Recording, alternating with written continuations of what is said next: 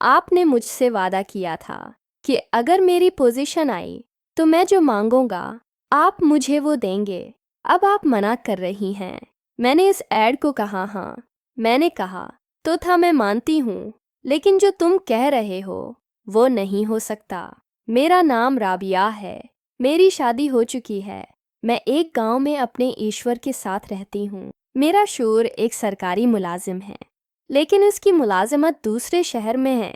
Slice नौकरी की सिलसिले में दूसरे शहर जाना पड़ता है। मैंने अपने शौहर से कई बार कहा कि आप कोई और जॉब ढूंढ लें। हमारी नई नई शादी हुई है और मेरा इस तरह आपसे दूर रहना मुझे अच्छा नहीं लगता, और अभी तो हमारी नई नई शादी हुई। मुझे शौहर कहते हैं कि बेगम दिल को मेरा भी यही करता है कि तुम्हें छोड़कर कहीं ना जाऊं, लेकिन अब काम के सिलसिले में मुझे जाना पड़ता है।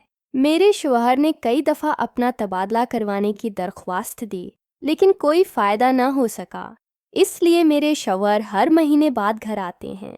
मैं घर पर अकेली ही होती हूँ और बोर होती रहती हूँ। मैं खुद पढ़ी लिखी हूँ, उस लिए मैंने घर में एक ट्यूशन सेंटर खोल रखा है। क्या मैं 8वीं जमात से लेकर 10वीं जमात के बच्चों को पढ़ाती हूँ। मेरे तई सेंटर में मोहल्ले के तमाम बच्चे और बच्चियाँ आती हैं। इस तरह बच्चों को पढ़ाकर वक्त गुजारी भी करती हूँ और पैसे भी कमा लेते हूँ। एक दिन मामूल के मुताबिक बच्चों को पढ़ा रही थी कि दरवाजे पर दस्तक हुई। मैं बाहर गई तो गांव के चौधरी साहब आए थे। वो अपने बेटे के साथ लाए थे। मैंने चौधरी साहब को बैठक में बैठाया और उनके लिए चाय बनाई। चौधरी साहब ने मुझे कहा, बेटा, आज तुम्हारे लिए एक काम लाया हूँ। तुम बहुत पढ़ी लिखी हो और गांव के सब बच्चों को पढ़ा रही हो। ये बहुत अच्छी बात है। मैं बहुत खुश हूँ। मैं चाहता हूँ कि बेटा तुम मेरे बच्चों को भी पढ़ाओ। ये न लग के पिछले 2 साल से मीट्रिक में फाइल हो रहा है और मैं उसकी वजह से बड़ा रहता हूँ। जब मैंने उनके बेटे को देखा तो उम्र से तो काफ़ी छोटा लग रहा था। उसकी दाढ़ी मौज भी नहीं आई थी। मैंने चौधरी साहब से कहा, ये तो भी काफ़ी छोटा सा है और मैट्रिक में 2 बार फाइल हो गया है। मुझे तो ये 7वीं 8वीं जमात का बच्चा लगता है। कि चौधरी साहिब ने कहा, तुम उसको बच्चा मत समझना, ये तुम्हारी सोच से भी ज़्यादा तेज़ है। मैंने कहा, चलो ठीक है, मैं अपनी पूरी कोशिश करूँगी। अगले रोज़ से इजर ने अकेडमी आना शुरू कर दिया। पहले 2-3 दिन तो सब कुछ ठीक था, लेकिन उसके बाद उसने शरारतें करना शुरू कर दी। कभी किसी को छेड़ता तो कभी किसी को तंग करता। इसने 2 हफ्ते के अंदर ही अदम मचा दी। इसने सबकी नाक में दम कर रखा था, लेकिन दिन बह दिन इसकी शरारतें बढ़ती ही जा रही थी। और ये एकेडमी आता तो बड़ी वेशियाना नज़रों से मुझे देखता, जैसे मुझे अभी खा जाएगा। मुझे इसकी हरकतें समझ आ रही थी। आखिरकार मैंने तंग आकर फैसला किया, तेज का टाइम चंगे कर दूं।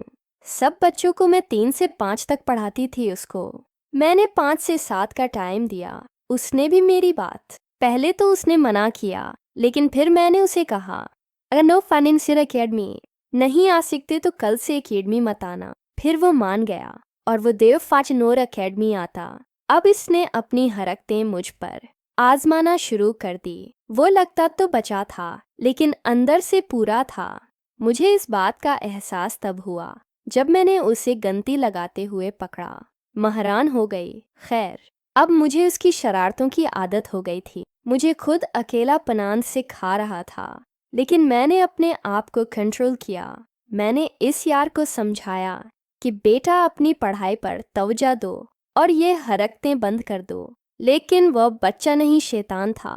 एक दिन मैंने खूब डांटा तो फिर वह काफ़ी देर तक सुकून से बैठा रहा है। इसने रोने वाली शक्ल बना ली। मुझे काफ़ी दुख हुआ, क्योंकि आज तक मैं किसी पर ऐसे चिल्लाई नहीं थी। फिर मैंने ज़ाहिर को कहा, देखो, मैं तुम्हें शरारतें करने से मना नहीं करती, लेकिन एक लमियत होती है, तो तुम अपनी लमियत में रहा करो। मेरे सब पता है तुम क्या चाहते हो। मैं कोई बच्ची नहीं हूँ जो समझ न सकूं। तुम पढ़ाई में भी ज़ीरो हो और ऊपर से ये हरकतें।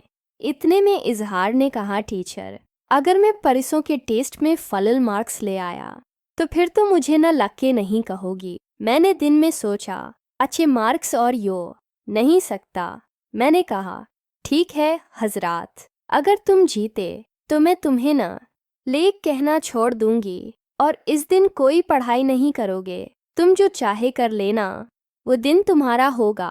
इजर ने हामी बन ली। 2 दिन तक इसने कोई शरारत न की, पढ़ाई में मगन रहा। मैं देखकर हैरान थी, लेकिन मैंने सोचा इसने 2 दिन में किया ही कर लेना है। लेकिन मैं हैरान तब हुई जब एक शाम वो पढ़ने के लिए आया। मैं अपने कमरे में बैठी 3वें सीरियल देख रही थी। उसने आते साथ मुझे टेस्ट दिखाया और कहने लगा, टीचर मैंने कहा था ना, मैं न लक्की नहीं हूँ। मैंने जब टेस्ट देखा तो हैरान होगी। मैंने कहा, जरूर तुमने चीटिंग की होगी। कहने लगा, नहीं टीचर, आप चाहें तो मुझसे सुन भी सकते हैं।